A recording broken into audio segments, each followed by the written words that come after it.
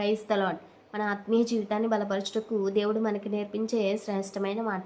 మన జీవితంలో దేవుడు కొన్నిసార్లు మారా అనుభవాన్ని, మారా చేదైన అనుభవాల్ని దేవుడు మనకి అనుమతిస్తూ ఉంటాడు. చేదైనటువంటి శ్రమలు మనకి అనుమతిస్తూ ఉంటాడు.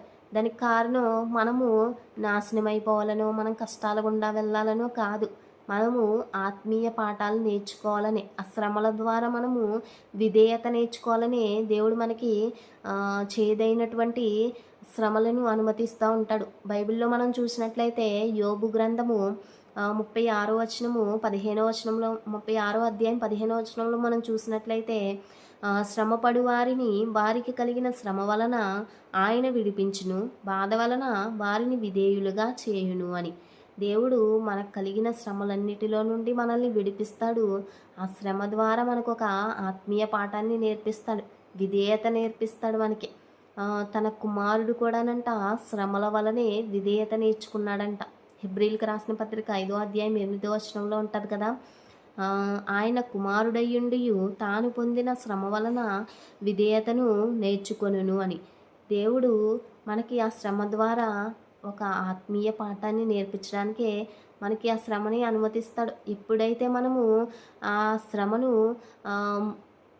శ్రమ వల్ల విధేయత నేర్చుకుంటామో అప్పుడు దేవుడు మన జీవితంలో మారా నుండి సమృద్ధిలోనికి దేవుడు నడిపిస్తాడు. కాబట్టి మనం ఎప్పుడు కూడా ఆయన మీద విసుక్కునేవారిగా, సనుక్కునేవారిగా మన శ్రమల్లో ఉండకూడదు. ఆయన్ని మనము శ్రమల ద్వారా మనకి ఆత్మీయ పాఠం నేర్పించే ఒక ఉపాధ్యాయుడిగా మనం అక్కడ గుర్తించాలి. కాబట్టి అటువంటి గొప్ప కృప దేవుడు మనందరికీ కూడా అనుగ్రహించునుగాక. ఆమేన్. Praise the Lord. మన ఆత్మీయ జీవితాన్ని బలపరచుటకు దేవుడు మనకి నేర్పించే శ్రేష్టమైన మాట. మన జీవితంలో దేవుడు కొన్నిసార్లు మారా అనుభవాన్ని, మారా చేదైన అనుభవాల్ని దేవుడు మనకి అనుమతిస్తూ ఉంటాడు. చేదైనటువంటి శ్రమలు మనకి అనుమతిస్తూ ఉంటాడు. దానికి కారణం మనము నాశనమైపోవాలనో, మనం కష్టాల గుండా వెళ్ళాలనో కాదు.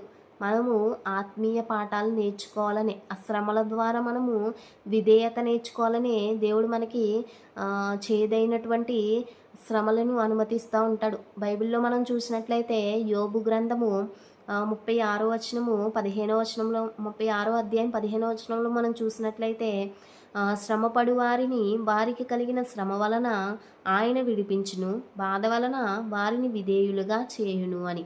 దేవుడు మనకు కలిగిన శ్రమలన్నీ